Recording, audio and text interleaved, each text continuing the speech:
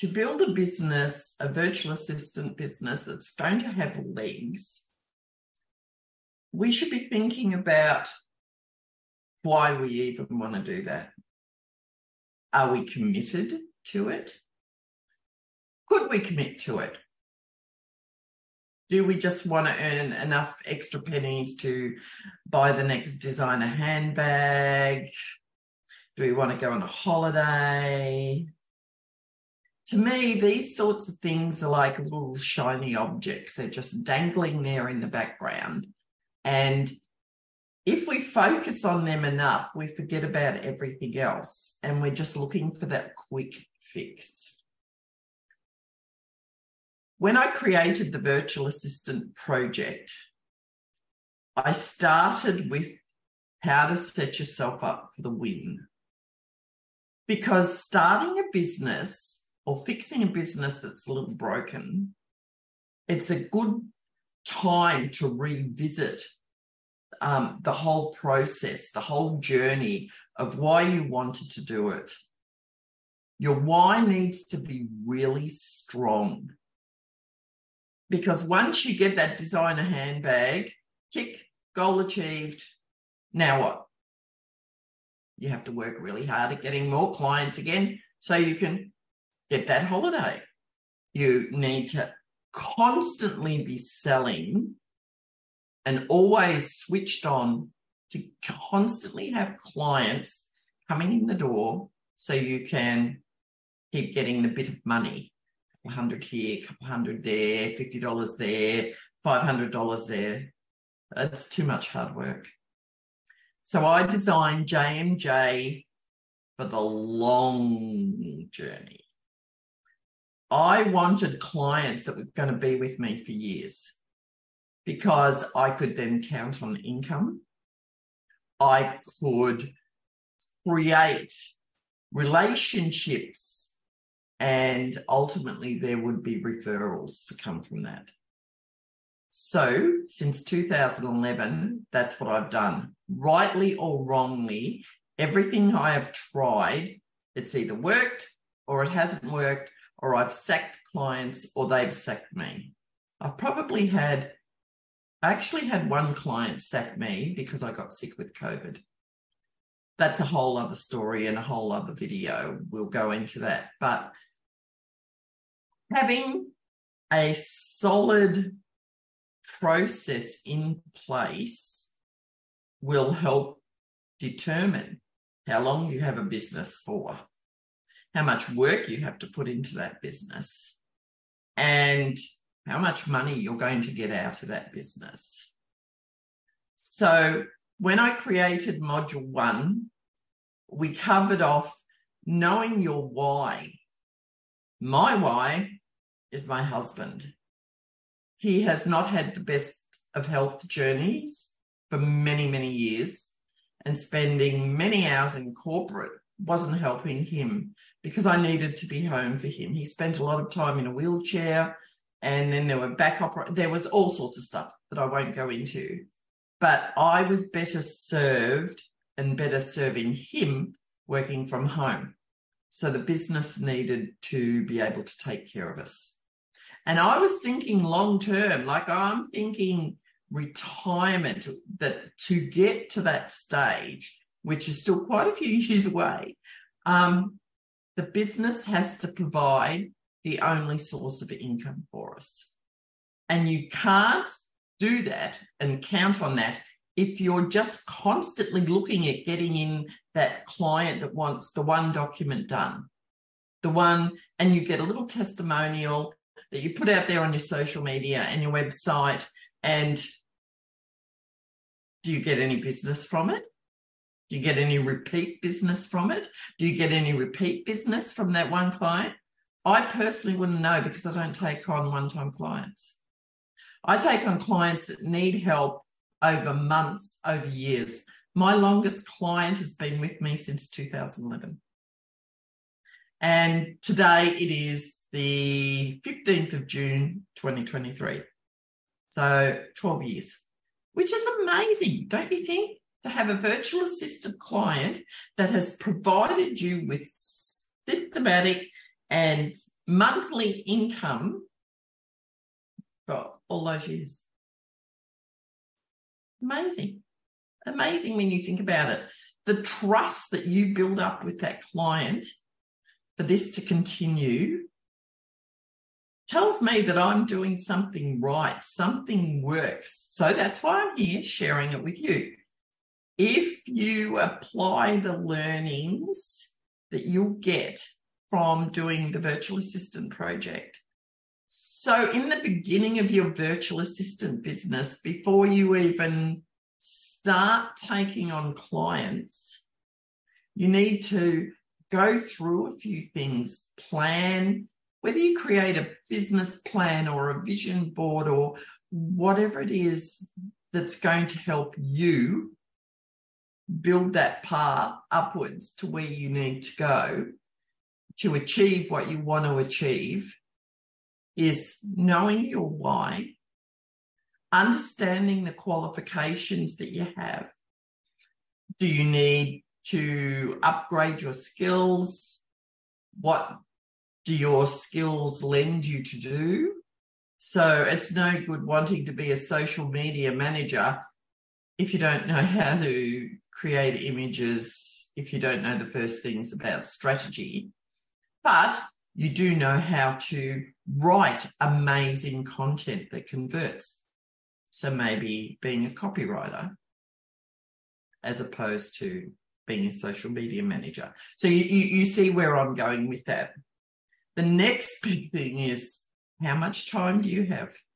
What you need to think about is not how many hours, not just how many hours you can give towards client work, but how many hours you can give to building your business, how many hours you have to spend with family and friends, how many sports events do you need to run the kids through during the week, travel time to and from school, preparation of meals, whatever domestic duties you need to perform in your home. All these things take time out of your day. Unless you actually work out how much time you got after you spend it doing life and all the other things that you need to fit into your 24 hours a day, you can't then commit to the type of services and how much time you can actually work with a client. So if a client contacts you and said that they need you 20 hours a week and they're going to pay $60, $70 upwards for your time, if you already spend 10 hours a week traveling around, taking the kids to this and that, shopping appointments, and you spend another 6-7 hours a week doing meal preparation, and you get the gist of what I'm asking you to do here, you're not going to know how much time you actually have to do client work. So you don't know how to build your services out, is knowing how much time you actually have to commit to the business and to clients, actual working, the money part of your business. Another thing to consider is what's going to stand in your way, what's going to stop you from achieving that goal, your why. So once you have those, you know what those blockades are going to be, you can devise plans to mitigate them, to go through them, to get around them, to change them so that they don't impact on your end goal. And if you're coming into a virtual assistant business from a 9-to-5 job, working out there in the corporate world, you bring in an employee mindset into your business. You're not an employee. Virtual assistants in Australia are not employees. They are business owners. They are registered business owners. So you need to act like a business owner. You need to say no. You need to develop your boundaries. You know all about that. There's a gazillion things out there on social media that talk about these. But these are the important things you need to think about. And another huge one to help you set up for the win is family and friends. You're working from home. They're going to expect you to be on tap, especially if you have little ones. They're going to take your attention. And at times you're going to feel frustrated with that because you might be focusing on something you need to get finished for a client because you haven't completed the time allocation wheel. You haven't worked out actually how much time you have. So you're running on overwhelm and you're up here when you should be chill and you should be able to just take time away from the desk without fear of repercussion. You need to be able to spend time with your family and friends when it suits you and the business. And I lump it together, family and friends, because your spouse, your partner, your children all will want you. I know, for example, one virtual assistant who said to me, now that I'm working from home, my husband expects me to make him lunch and bring it to his work every day. She does that. That's her choice to do that. But that takes an hour out of her day that she had allocated. But these are the little things that you need to think about. You need to think about that friend that's just going to pop over for a coffee because she knows you're home or he knows you're home, and they're going to drop in and spend an hour with you. The whole time you're talking to them, you're thinking in the back of your mind, I have to get this finished. Then you worry about what you need to move out in order to make it work. So put in some plans. When I started from home, the door was shut. If the door was shut, everybody knew not to enter. If the door was open, everyone knew to come in. So it's little triggers that tell the family, not now, but when this happens. Another great, and this will be my last tip for setting yourself up for a win, is to reduce the silo impact. Working from home in your own office can be really lonely. Virtual assistants need to network. They need to get out into their local communities and become part of their local community. Join organisations. Remember, business owner, you need to be involved. I am personally secretary of the Neighbourhood House. I was secretary of the Traders Association for a long time. I keep myself involved in what's happening in our local community. I'm part of a West Victorian business strategy group. I was nominated by other business owners. I didn't know. I just got a fantastic email from the Shire CEO saying, you've been nominated. This is what we're doing. If you're interested, just say yes.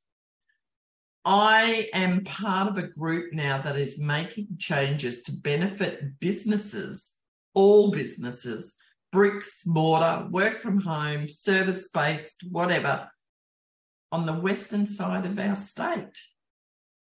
That's an amazing honour and an amazing position to be in. And it all involves getting out of the house and meeting with other people who all have the same focus, who are all on the same tangent. If you're into sports, join sports organisations. If you've got a Chamber of Commerce, join the Chamber of Commerce. If you've got a traders committee, get on that. Part of the school committee, get on that. Just be involved with something else so somebody else knows your name, because the online world sometimes is not the real world. I hope you found these tips useful. So we'll just do a recap. Know your why. What qualifications do you need? How much time do you have to actually do business? What's going to stop you from doing business? Get rid of that employee mindset. You're the boss. You're the business owner. Put in a process for managing constant interruptions that you're going to get from family and friends. And get out in the community and network and mitigate that silo impact that you're going to have once you start working from home.